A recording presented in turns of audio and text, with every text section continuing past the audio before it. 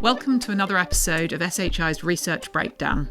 I'm Victoria Barber and I lead the Strategic Insights team here at SHI. Today I'm talking to Dave Groover, SHI Field CTO, about Gartner's hype cycle for trends beyond technology.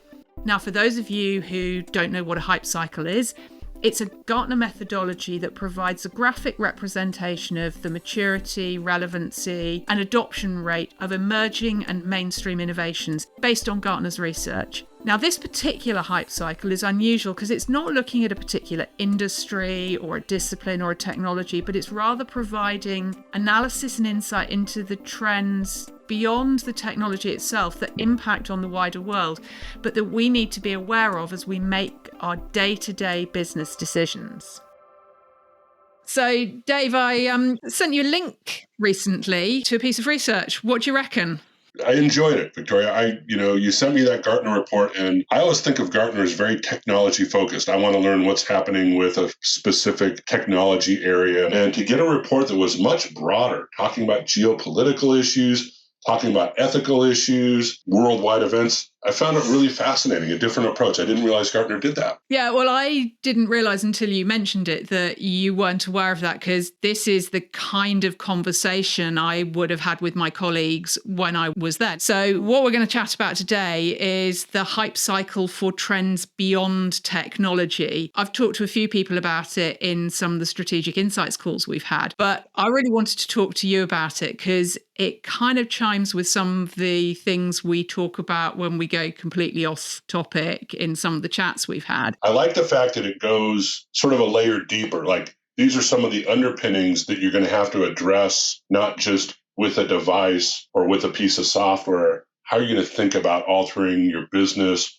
or adapting your life to some of these things that we think may happen in the world? And it's good to get that kind of longer term view, because it's so easy day to day to just be thinking about what are the short term decisions I need to make. I think we've all been in reactive mode really for the last 5 years. Yeah, because we've all been thinking, oh, things will get back to normal at some point and then we can start planning. And then we have another interesting year.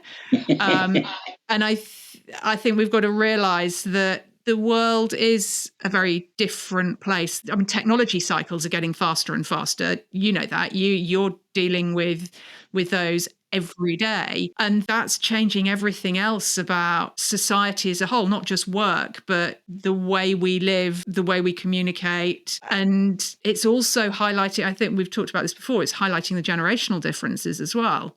Yeah. Well, I think, you kind of, to get into it, right, you talk about things happening faster, and they talk about that in a few of these areas, right? Sort of, there's one where they talk about the end of innovation, which when you read that, you're like, wait a minute, what's going on? I thought we were going faster, but it's a different view of that. And like, as innovation accelerates and as there's more opportunities, how do you realize value from, like, if you take the business perspective, how do you realize value from that when you've got this just incredible amount of choice? I don't know if you ever read Michael Pollan's book, The Omnivore's Dilemma, but there's a phrase in there where he talks about the tyranny of choice. Yeah. And it's sort of like that, right? There's so many options. What do I do? What do I choose? And even our friend Jack Hogan talks about FOMO and FOMO, right? Fear of missing out and fear of messing up. Yeah. So people tend to sort of stop and they don't, how do they move forward? So it's an interesting trend, is more of these opportunities technologically, politically, environmentally come at us. How do we make the right choices? Do we have a framework to adapt to these new opportunities or challenges? I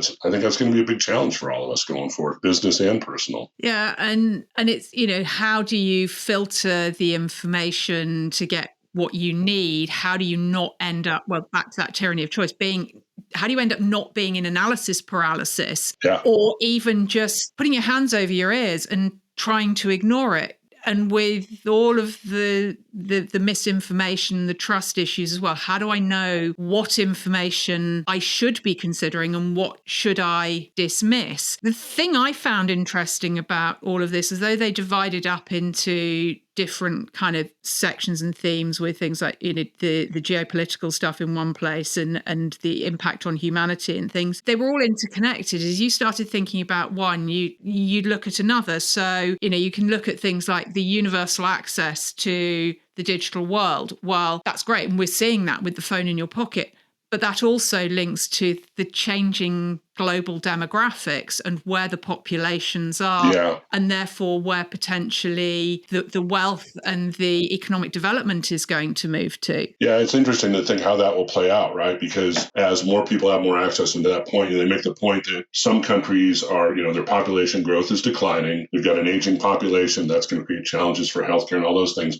But then you've got other countries, you know, the African continent is big in that, Asian continent's there, where you've got this young workforce growing rapidly. That's where the population growth is going. And simultaneously getting access to the digital world. So the complete worldwide information that both educates them and then makes them available as workers anywhere in the world. And how does that play out as a business? How do you determine where do I go for talent? And that, of course, flies in the face. Like in the U.S., we're going through this whole return to office. You got to be at your desk. Well, how does that intersect with the fact that I can find talent anywhere in the world and very effectively work with those people, get more input, get smarter people from different places? Again, you've got to think through that. And then, you know, you talked earlier about all this information coming at us. I always call it the signal-to-noise ratio, right? There's so much coming at it. What do I need to care about? And this again goes into with AI and other tools. Can you trust the information? You're gonna want to use these tools to manage the information, to help summarize, to help you identify what's important to what's not important. But now you're abdicating your own skills at evaluating information to some algorithm. And do you trust that algorithm? Do you know how that algorithm has changed over time? All those things become very interesting. To your point, it's all very interconnected with what they point out. Yeah, and then you get into the future of work, the fact that we need to constantly upskill and reskill. And that's got to be driven by the business. It's not just allowing people's natural curiosity to allow them to develop or not develop in their roles as they would naturally. That natural cycle of development, that natural progression that we would normally make, that's not fast enough now. And there isn't the option to say for somebody to say, actually, I don't want to develop. I want to sit here and do the same job for my entire career. I'm happy doing that, because that job probably isn't going to exist anymore if it's something that you can do without development. Well, and I think that word curiosity may become it could become one of the most important aspects of a person's presence, their personality, their viability. If you're curious, you can go seek out new skills, new understandings, go across your own boundaries of, you know, we all get in our little bubbles, right? I think that curiosity is really important. I think about all the time, you know, back in my old days when I was hiring people, that to me was always an important trait, right? Are people curious? Do they want to learn more? Whether it's, I would be focused on technology, but if it's innate in that person, they're curious about many things. They're seeking other inputs and ways to integrate information to make better solutions and better choices. And are we getting in a world where the incurious are going to live in these little self-reinforcing bubbles and the curious are going to be the real creators of what's new? I think that's already happening. Does that become more extreme in where the world's going? Yeah, and I think that from the point of view of tech as well, that curiosity is important, because tech doesn't exist for the sake of tech. It isn't independent. You've got to have that curiosity about other things. You've got to think about the impact of that technology on the world. Is it actually useful technology? Is it contributing something positive to society? Or is it not actually useful? Is it interesting, but in the long term, not particularly useful or not useful yet? So like 3D television, for instance. All hype, no substance, right? What are those things that people are going to get focused on? They're going to miss the boat while the real thing is happening over here. And I think that's where this Gartner report is interesting, because it gives you all these different perspectives. But it's fascinating to think about how geopolitical events, there's an area around greenhouse gases from waste, right? And, climate change can be political, but there's a reality there. And so how does that affect, how does waste affect things that are going on? How does it affect it relative to population growth? We're going to grow, 3 billion people or 2.5 billion people over the next 40 years? I mean, it's insane what's going to go on. And how are those things connected? I really enjoyed, as I read through this, kind of drawing, sort of like connect the dots as you go through it. Yeah, and I found it interesting because when you first look at the overall hype cycle, your eye tends to get drawn towards the negatives in there. Yeah, And I think that's the way we're kind of programmed as people. But actually, there are a lot of positives in there. And even the things that sound negative give us an opportunity to do something positive because we can look at it and say, okay, we can do something about this. We can work out how to change it. We can see that they could go, it could go down the negative route. It could go down the positive route. I thought the interesting was the future of work, the need to upskill and reskill. That kind of is diametrically opposed to that decline of the human mind, where, yeah. a lot of people don't need to think anymore. I did like the idea that my future career is being backup for AI if the AI fails. Yeah, well, I liked it when the AI failed the AI, like when DeepSeek was going to take OpenAI's job. It's like, okay, one AI fighting for another, and I can just sit back and watch them the sidelines. That was an interesting week and a half or so. Yeah, there's another interesting thing in there. They talk about sort of the erosion of critical thought when we become dependent on these technology systems. And I think, you and I were chatting earlier about it. Things like it starts with simple things like, I'm old enough to know what a Thomas guide is and used to use maps to get around. You had to think ahead. Now I get in my car, I punch in the address, and I just follow the blue line. And I've sort of abdicated that entire processing. And I'm frankly probably less aware of my surroundings because of it. You end up like Michael Scott driving into the lake, right? You just follow the blue line right in the water.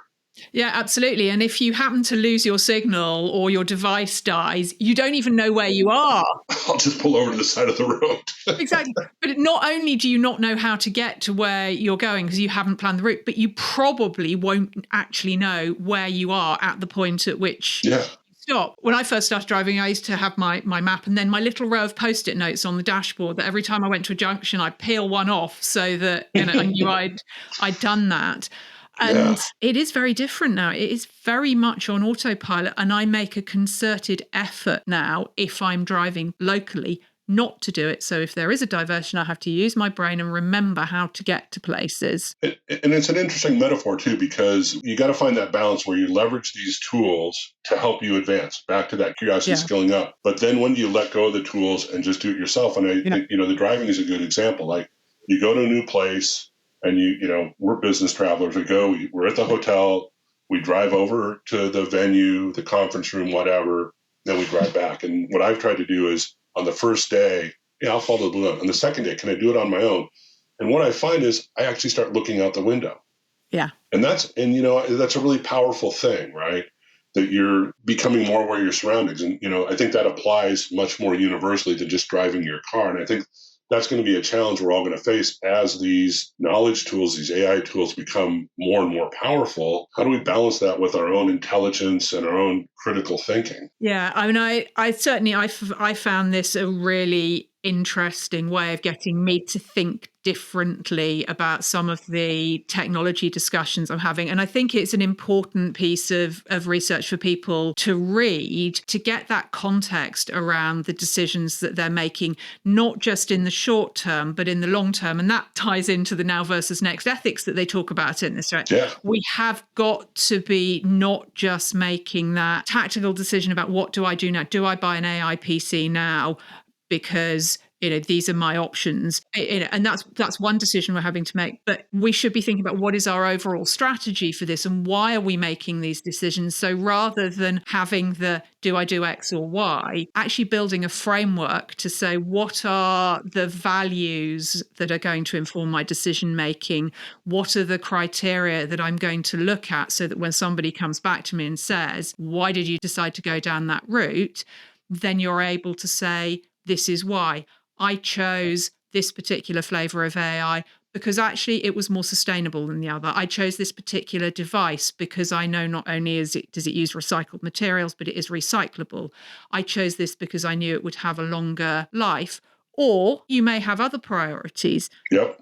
You need to understand not just the immediate impact of that decision and not just the impact on you, your employees, your company, but what is going to be the impact on broader society, the world, the planet, space. Yeah, and it is such a challenge, right? Because we're so pressured, especially like if you work for a public company, right? It's about that quarter's numbers. Yeah. You make those longer term decisions, but I think the more we can do that, the more we have the grace and the allowance to do that, I think it's net better. It's just harder to get there because there's these short-term goals that seem to override everything. But like, no matter what, I really thank you for sharing this document, because it definitely got me out of my little techno alley, right?